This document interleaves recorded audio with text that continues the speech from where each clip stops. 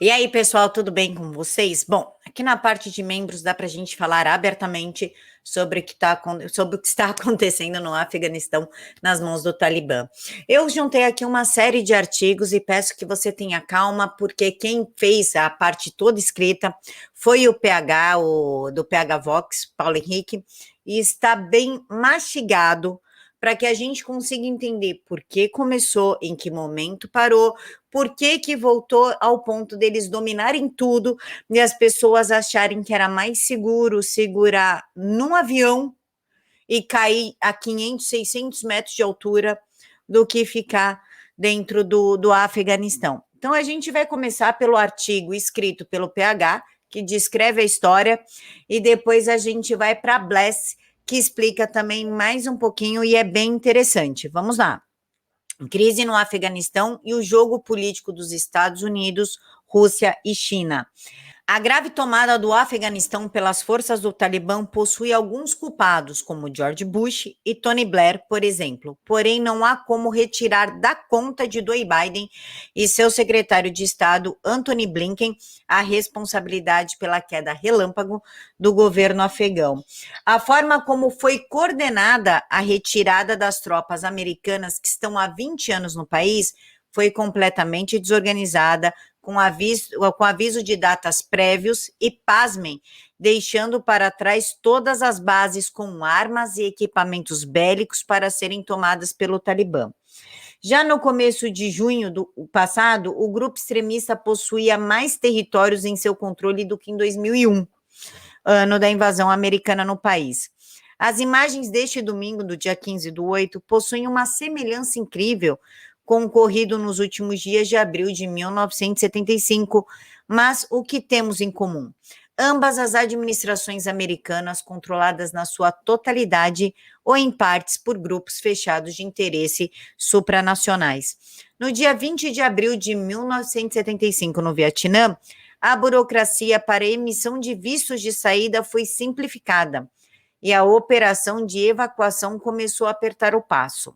Na semana que seguiu, gigantescas filas foram tomadas no ginásio esportivo de Tan So Nuti por pessoas à espera da liberação para entrar a bordo dos aviões C-130 e C-141 que decolavam ininterruptamente durante o dia. Aqui está a imagem. E não esqueçam que a China, no começo desse mês, deu milhares de dólares para o Talibã para que ele reestruture o Afeganistão em troca de apoio. Não esqueçam disso. As imagens do aeroporto de Cabul nesse domingo, 15/8, são similares. Aqui está o vídeo.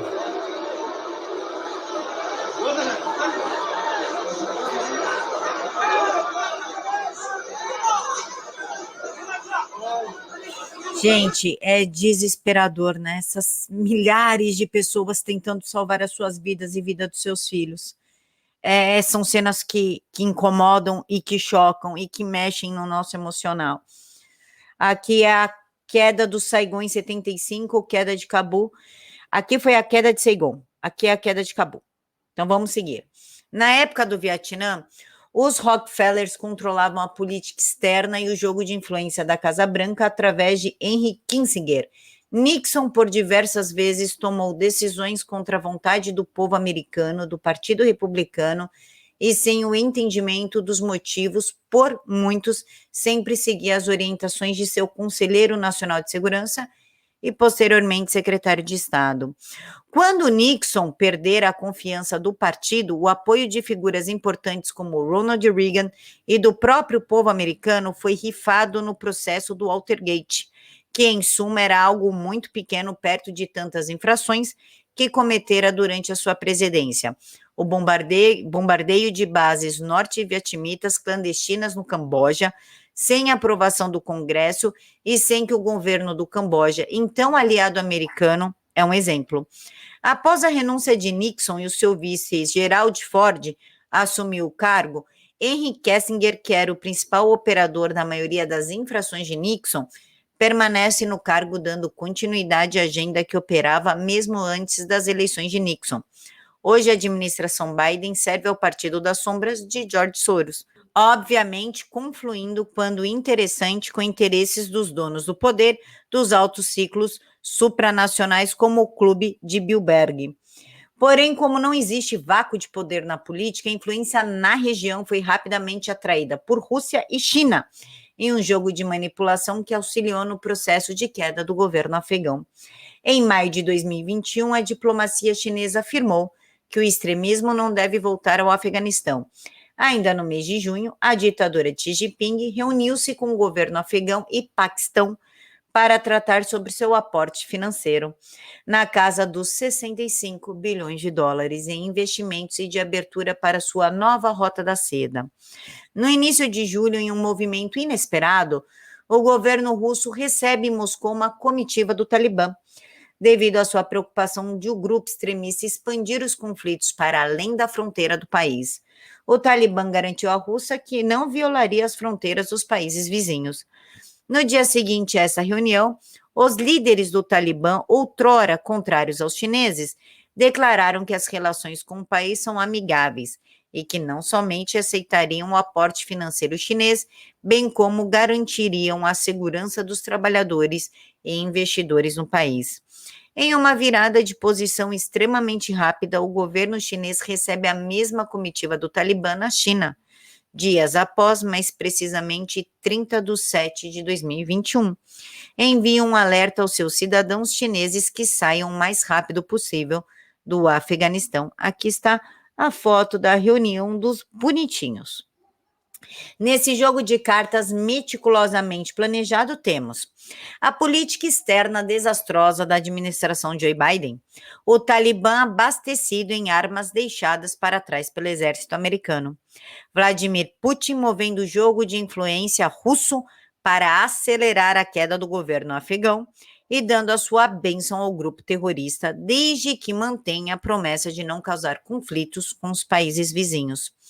O governo da China trocando afagos com o governo afegão em um mês e sinalizando investimentos financeiros no mês seguinte, entregando o mesmo acordo ao Talibã, após a intermediação de seu maior aliado, a Rússia.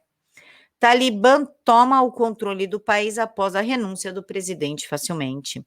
Um novo reflexo da conturbada situação no Afeganistão pode ser Israel, e novamente com a influência da China, que recentemente assumiu a cooperação com a Liga Árabe, onde comprometeu-se em pressionar por negociações internacionais com base em uma solução palestina de 2 estados, além de investimentos chineses para a iniciativa da nova Rota da Seda, que planifica o caminho para a anulação dos diversos tratados de paz promovidos pela administração Trump entre Israel e seus vizinhos, ou seja, mais um movimento desastroso de Biden na política externa.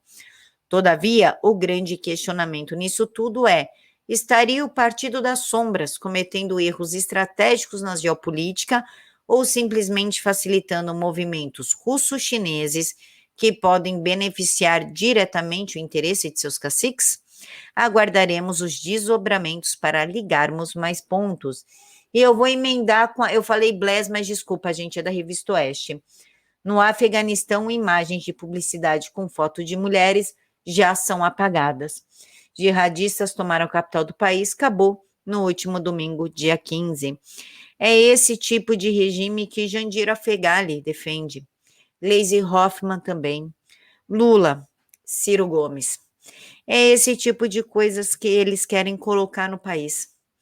Algo como a Sharia, misturada com a repressão, com a ditadura chinesa. É isso que nos espera se nós não começarmos a tomar uma posição diante da política interna e começar a lutar de alma e coração pelo presidente Bolsonaro. Então é isso, pessoal. Fiquem todos com Deus e até mais.